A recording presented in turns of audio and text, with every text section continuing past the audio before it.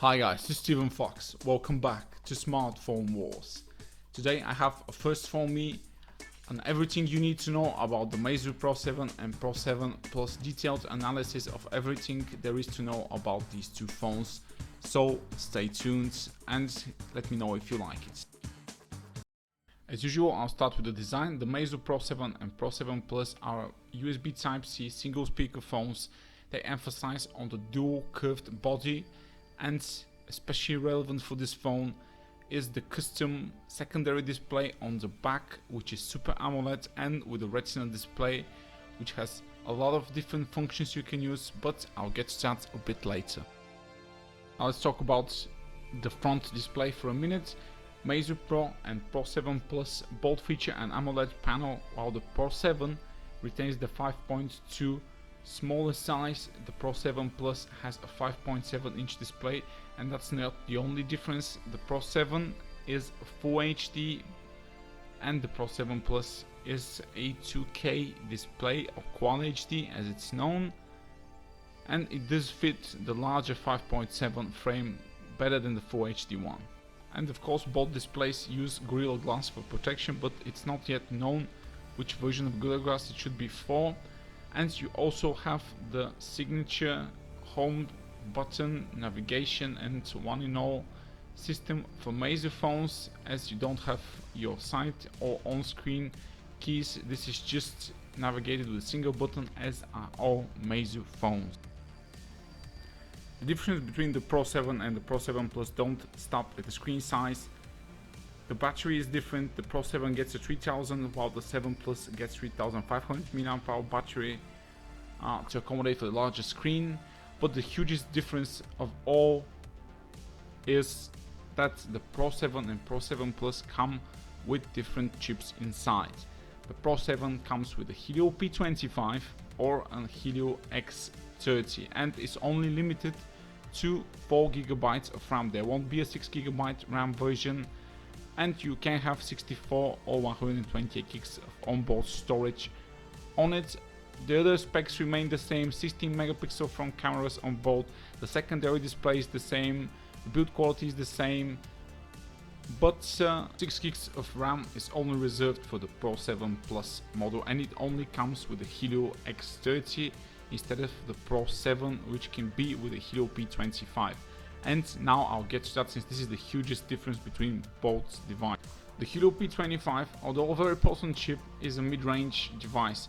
Now Meizu are asking around $400 for the P25 version, which is insane considering that the performance of the Helio X30 version is more than twice better. As you can see, the AnTuTu score on the Helio X30 is something around 110% above the Helio P25.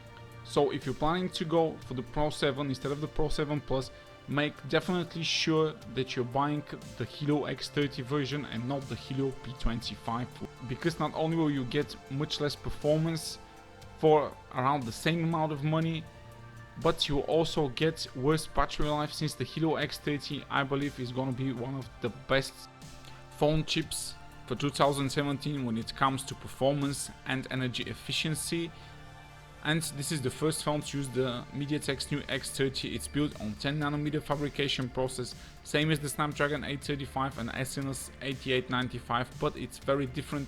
It uses a 10-core or deca-core design with just 2 A73 cores, which are the best cores for performance, and 4 A53 cores that balance efficiency and performance.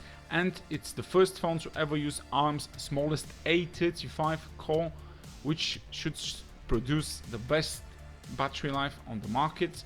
And I think this core will only be used for the secondary screen and for some menial background tasks like displaying notifications on the screen and stuff like that.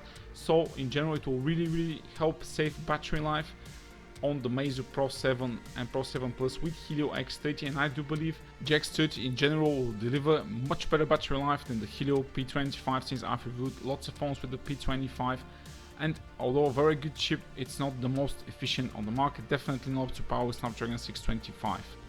Meizu even mentioned that the Helio X30 delivers excellent working temperatures with an average temperature of around 33.9 degrees for the chip, which is far better than Snapdragon 835 under load and any other chip in fact on the market today. So I'm really looking forward to actually reviewing the unit myself, but the X30 version is the one to get going. Right, not beating around the bush anymore. The interesting part, the secondary display of the Meizu Pro 7 and Pro 7 Plus is an AMOLED panel. It is a full color display with 307 pixels per inch. It is in size 1.9 inches in total, and it is a retina display, which means it's the perfect resolution for this size. What can this display do? First of all, it can act as a separate MP3 player, which means you can turn off your phone and just listen to your music from it. It does support the audio chip inside the phone. You can switch between your songs even when your phone is turned off. That's a great way to save battery, or if you don't want anybody disturbing your listening sessions. Now, another thing that the display does while the phone is on, of course, is provide notifications for all your social apps, and it can even provide information for the steps you're taking and weather information as well. You can change background wallpaper, have some animation going on for it as some kind of a screensaver, and you can also view who's calling you as well. So it's unclear, maybe Meizu are targeting to get rid of smartwatches, because these are all the functions that a smartwatch usually does. So I don't think you'll be needing a smartwatch if you're buying the Meizu Pro 7. And the secondary display, it's unknown at this point if it can play videos or anything else while the phone is turned off, but even all these functions that I've mentioned here separately make for a very compelling buy of the Pro 7 and Pro 7 Plus, and certainly make it very unique. Moving on to the cameras, the Meizu Pro 7 and Pro 7 Plus use dual camera sensors, but not like in the OnePlus 5 or the iPhone. They use the same method Huawei does, as it's one sensor is colored and one sensor shoots in black and white. And they both use Sony sensors, the IMX386 as the main one and the 362 as the secondary one. They both have f2.0 aperture and 1.25 micron pixel size. Now this is all text of what does it actually mean. It means that you can definitely shoot monochrome photos with the Meizu Pro 7, something that this day only Huawei offer with the P9 and P10 and the Mate 9, and this is a very good feature for photography enthusiasts out there. But how the camera perform in reality? Usually only Kirin chips from Huawei have the very good dual ISP, which is the image signal processing, capable of delivering a very good shot from an RGB and a monochrome sensor. I think the only phone that really actually does that very good as well is the Nubia Z70 with the Snapdragon 835, but I haven't reviewed that honestly. So how good will the camera be? Don't expect huge improvements, like don't expect Samsung S8 type of quality and Google Pixel when it comes to night shots, since both cameras have f2.0 aperture and 1.25 micron pixel size, and this means you'll get decent low light photos, but it will definitely not be up to par with the HTC U11 and the Google Pixel and Samsung S8, but they will not be very far off either. So a capable camera, but if you're looking for the best one, it definitely won't be the best one. Here's some shots taken with the Pro 7 and Pro 7 Plus. This one demonstrates the monochrome or black and white capturing abilities of the Pro 7 Plus, and the other one is colored. However, these are all promotional shots provided by Meizu, and I do believe tripods were definitely used and special software manual to produce these gorgeous photos. Definitely you won't be able to do these photos unless you're a professional photographer, I think. But in general, I think the camera's low light performance will be very good, but definitely not up to par with the top 5 best devices on the market. And both phones will come with the 3rd generation M-Charge technology by Meizu. The M-Charge is really good, so I'm using the Pro 6 Plus and it's definitely worth it. The Charge 3.0 will even bring better charging speeds. The Pro 7 Plus does charge just a tiny bit faster than the Pro 7, they don't mention that, but I've seen the specs. And Meizu offer for the Pro 7 Plus a 30-minute charge will get you from 0 to 50% of battery, which is amazing in my opinion. Software wise, both phones will come with the Flyme OS 6.1 based on Android Nougat. It's unclear at this point what changes have been made for Nougat. I have tested the beta version of Android Nougat myself on my Pro 6 Plus and actually found that there are no unique or new features from other Flyme, but for cancellation to all of you, and probably some of you who don't know, Meizu had the split screen and screen recording multitasking functioning in Flyme even on Android Lollipop before even Google actually started working on it for the Nougat versions. So you'll be rest assured knowing that you get all the latest software features without even mattering which Android version you're running, since Flyme OS is really well done as user interface. And trust me by it, I've been using it for a while and I've used so many different user interfaces. I definitely really love Flyme OS. Now to the final chapter of my Meizu Pro 7 and Pro 7 Plus analysis, and that is the pricing points and what's available at the moment. What I need to tell you that I've already told you before: do not buy the Helio P25 version. It is just a tad below the X30 version and the performance difference is staggering. So make sure you get the Helio X30 version if you want to buy the Pro 7 instead of the Pro 7 Plus, because if you want a smaller phone.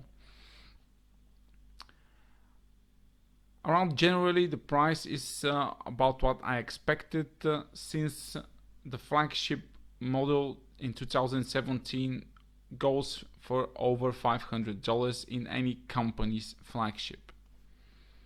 And Meizu have not strayed far from that. They have mentioned that it was very costly to customize the chip, the body and the secondary display functionality with both hardware and software, taking a very long time to iron out all the bugs and everything. Is it worth the asking price? Yes, this is a very unique phone and I believe that lots of you will absolutely love, including myself, the function to just use an MP3 player while the phone is turned off, and the secondary display while the phone lies mostly on your front, where you put it on your desk or somewhere else, will definitely give you all the needed notifications to get by while you're at work or during the day. So it will definitely save more battery life than waste with the secondary display, and I do believe the A35 cores are in there just for that secondary display and background notifications. So a very noteworthy thing: as of today, the Meizu Pro 7 and Pro 7 Plus do not have Google Play Store running on them. So do know that if you're planning to buy them, there is no Google Play Store working version for both phones. Meizu will definitely release that in the future, but so far there is none. And as I've tested with my beta version of the Pro 6 Plus Android Nougat, Play Store was not working in there as well. So it could be an Android Nougat thing or it could be a Meizu thing, I don't know, but there is no Play Store available for both, and there is no custom recovery as well to this day. So stay tuned to XDA forums if you want to get that. So if you're depending on Google Play Store, I would say that you would definitely have to wait for it to be released.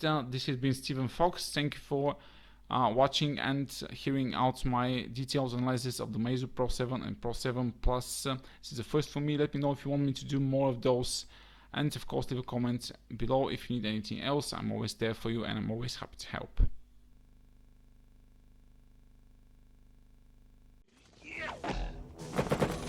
Stick around.